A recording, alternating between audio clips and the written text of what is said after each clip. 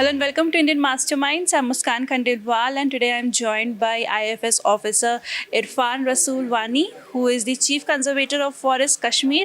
Thank you so much, sir, for joining Indian Masterminds today. Thank you. Thank you very much. So, sir, Wular Lake has been central to your work.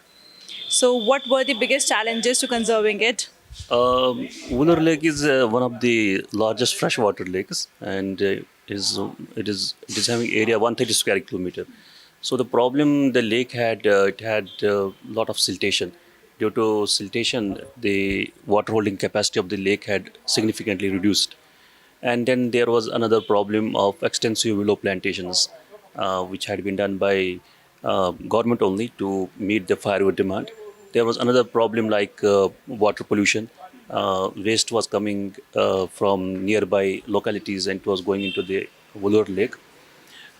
Then poverty, again poverty in the rural dwelling villages. So these were the main problems. Then we came up with the solution how to ecologically restore this Wular Lake, given its significance for Kashmir Valley. It is one of the largest flood plains. When the floods come or when there is excessive precipitation, then it absorbs water. And then when there is a lean season, when there are no rains, then it releases water. And then we use that water for our drinking purposes, for irrigation projects, for hydropower. So much of significance Wular Lake has. It is our Ramsar site also. So we then worked on a plan, comprehensive plan. First, we carried out extensive desiltation by deploying cutter section treasures. That was actually first time which had been done in Jammu and Kashmir in a lake, and we were able to desilt 3 square kilometer area in a significantly 24 months of period, and despite COVID and other things. And we also removed willow, and we conducted auction, and then we carried out extensive plantation in the catchment of the Wular to reduce the silt load which was coming to the lake. And we also carried out many development projects for the Wular developers. Okay, so you reclaimed lake area from encroachments and curbed poaching. So, what strategies made these possible? This initiative was done in the one of the catchments of the Wular Lake, that is Kandi Range. Kandi Range is in Sopore in district Baramulla. It had different type of problems. It did not have approach road. It did not have telecommunication, and there was poverty in the villages. And the people were used to cutting the trees and to meet their livelihood demands. So it was almost no-go area for forest stop, and we had seen in the past violent attacks on the forest stop. So we came up with a strategy. We understand that we first evaluated the situation, why this is happening. So we realized that it's a socio-economic aspect. So we had to address that socio-economic aspect in order to conserve the forest. So we integrated our conservation plan with livelihood, with ecotourism, with infrastructure, with women empowerment, and then of course enforcement of law. And we were successful. We constructed. We facilitated, in fact, construction of road so that the youth of those areas, they can go to towns for labor, for other jobs. And then developed trek routes for ecotourism and eco park, and then we handed over eco park to local community for management. And whatever the revenue is realized, that can be used for the village development, for maintenance of that park. And for women empowerment, we saw that there was no LPG connections, so we utilized the existing government scheme like PM Ujjwala scheme. We facilitated the LPG connections to women folk, and that way they were not required to go to the forest. So we reduced the lopping damage inside the forest. And there were also issues with the drinking water. They did not have water, so we provided pump shed. This created a lot of goodwill for the forest department.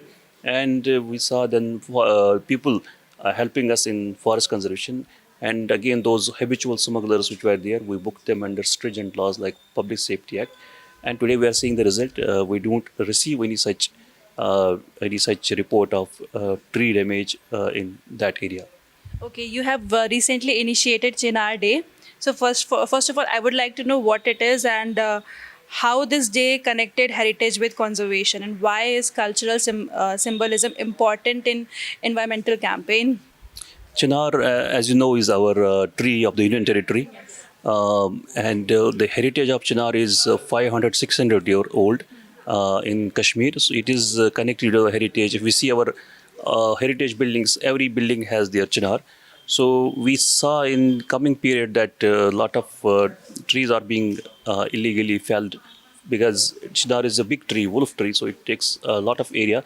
So if you have to construct any house or any project, so first victim becomes the Chinar. In order to save this Chinar, our department came up with new initiative that's called Tree Aadhar.